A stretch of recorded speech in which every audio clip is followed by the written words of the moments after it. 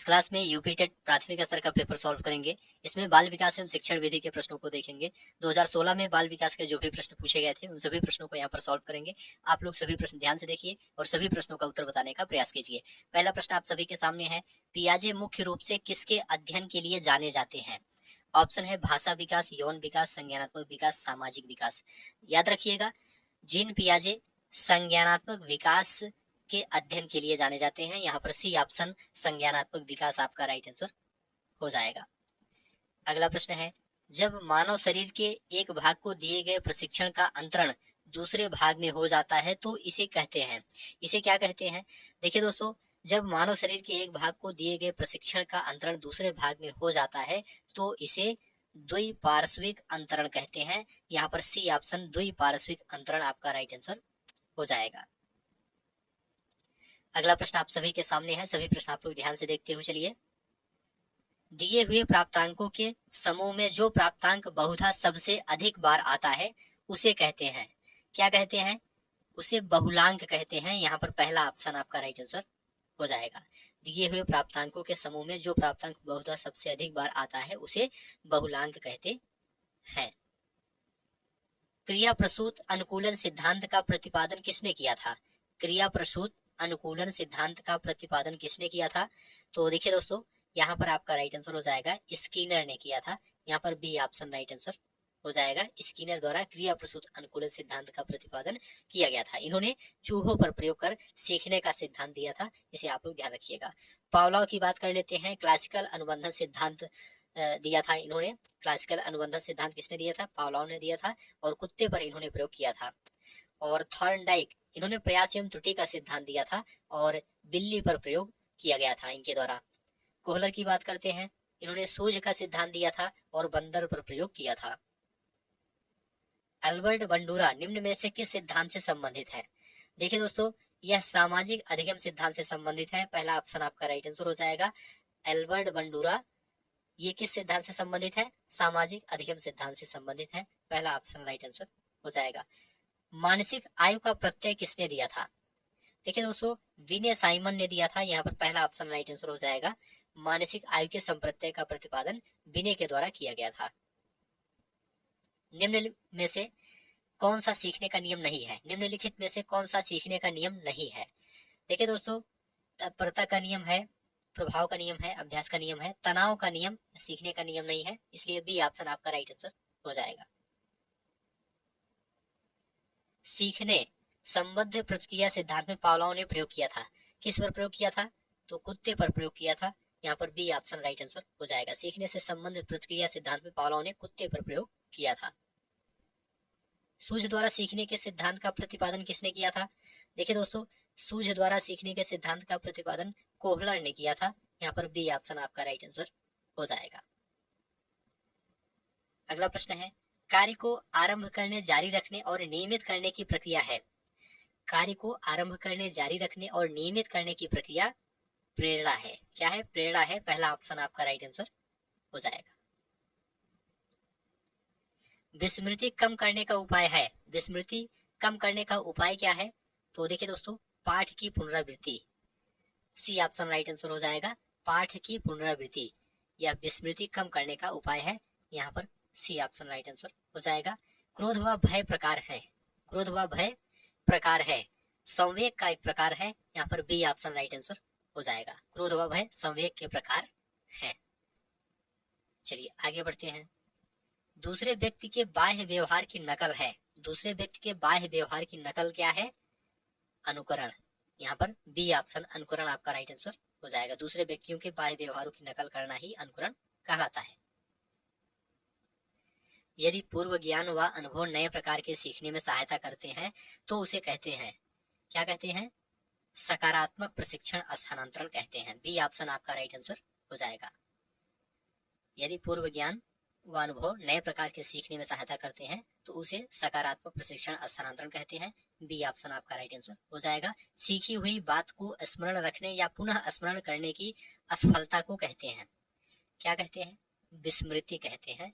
यहाँ पर C option right answer हो जाएगा। विस्मृति या विस्मरण भूलने से संबंधित है। जब सीखा हुआ ज्ञान धारणी ना हो या धारण किए गए बात को पुनः चेतन पटल पर ना लाया जा सके तो उसे क्या कहते हैं? विस्मृति कहते हैं। अगला प्रश्न आप सभी के सामने है। टर्मन के अनुसार 90 से 100 बुद्धि लब्धि का बालक माना जाता है। कैसा माना जाता है? सामान्य बुद्धि का माना जाता है। 90 से 100 बुद्धि लब्धि का, ठीक है। और 130 से अधिक प्रतिभाशाली बुद्धि का माना जाता है। 121 से 130 प्रखर बुद्धि माना जाता है। 111 से 120 बुद्धि लब्धि का बालक तीव्र बुद्धि का माना जाता है। और 91 से 100 तक सामान्य बुद्धि, और 81 से 90 तक 81 से 90 तक मंद बुद्धि माना जाता है। 71 से 80 तक अल्प बुद्धि, और 71 से कम जड़ बुद्धि का माना जाता है। हाल का सिद्धांत निम्न में किसकी व्याख्या करता है? देखिए दोस्तों, यहाँ पर राइट आंसर हो जाएगा किशोरों का मनोविज्ञान। डी ऑप्शन राइट आंसर हो जाएगा। स्टैनले हॉल ने अपनी पुस्तक एडोलसेंस में किशोरावस्था के विकास को आकस्मिक विकास के सिद्धांत के अंतर्गत व्याख्या किया है। यहाँ पर डी ऑप्शन राइट आंसर हो जाएगा। मानव व्यक्तित्व के मनोलैंगिक विकास को निम्न में किसने महत्व दिया था? तो देखिए दोस्तों, फ्रायड ने महत्व दिया था। डी ऑप्शन राइट आंसर हो जाएगा। व्यक्तित्व के विकास की व्याख्या के लिए सिगमंड फ्रायड ने सबसे पहले मनोविश्लेषणात्मक सिद्धांत का प्रतिपादन किया था। मनोविज्ञान की प्रथम प्रयोगशाला को किसने स्थापित किया था? ये सभी प्रश्न 2016 में यूपी टेट में पूछे गए हैं। सभी प्रश्न आप लोग ध्यान से देखते हुए चलिए। मनोविज्ञान की प्रथम प्रयोगशाला को किसने स्थापित किया था? तो डब्ल्यू उंट पहला ऑप्शन राइट आंसर हो जाएगा। यहाँ पर डब्ल्यू उंट राइट आंसर हो जाएगा, ए ऑप्शन। गेस्टाल्ट मनोविज्ञान की आधारशिला किसने रखी थी? देखिए दोस्तों, गेस्टाल्ट मनोविज्ञान की आधारशिला मैक्स वर्दीमर ने रखी थी। यहाँ पर बी ऑप्शन राइट आंसर हो जाएगा, मैक्स वर्दीमर। अगला प्रश्न है,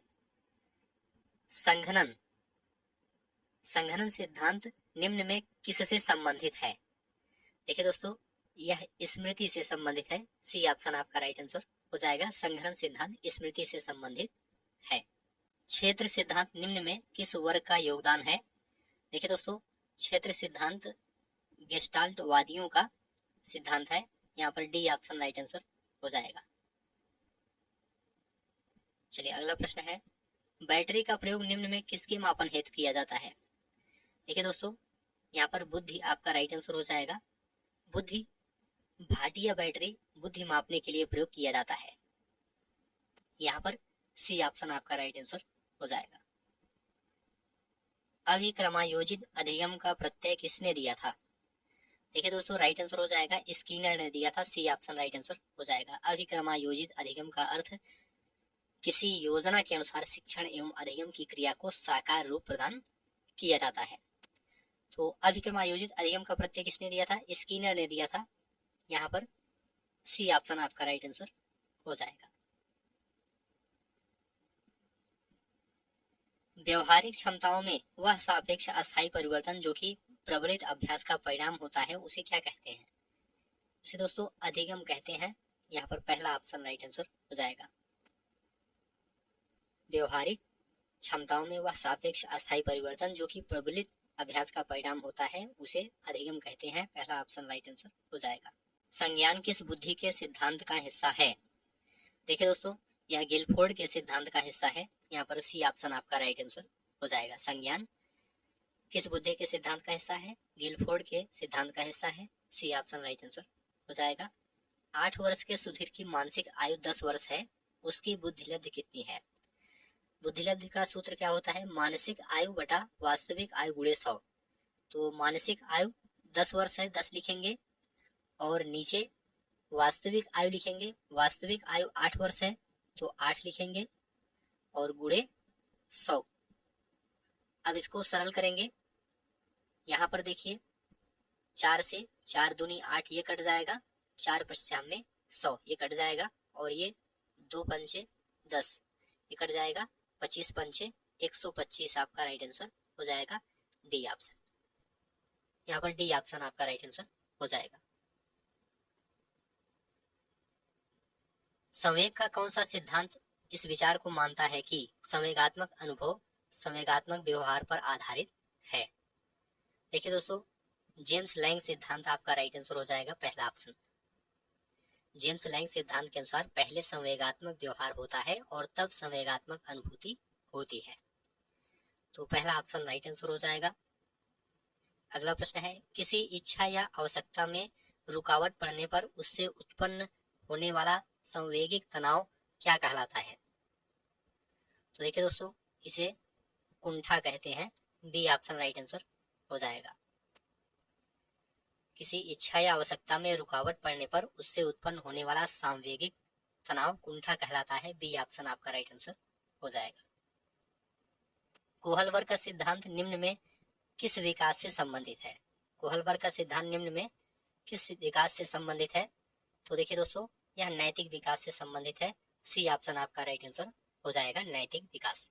तो ठीक है दोस्तों, आज की इस क्लास को यहीं पर समाप्त करते हैं। आप लोग कमेंट करके बताइए 30 प्रश्नों में आपका कितना स्कोर सही हुआ है। उम्मीद है यह क्लास आपको अच्छा लगा है। अच्छा लगा है तो चैनल को सब्सक्राइब कीजिए, दोस्तों शेयर कीजिए और कमेंट में लिखकर जरूर बताइए। धन्यवाद।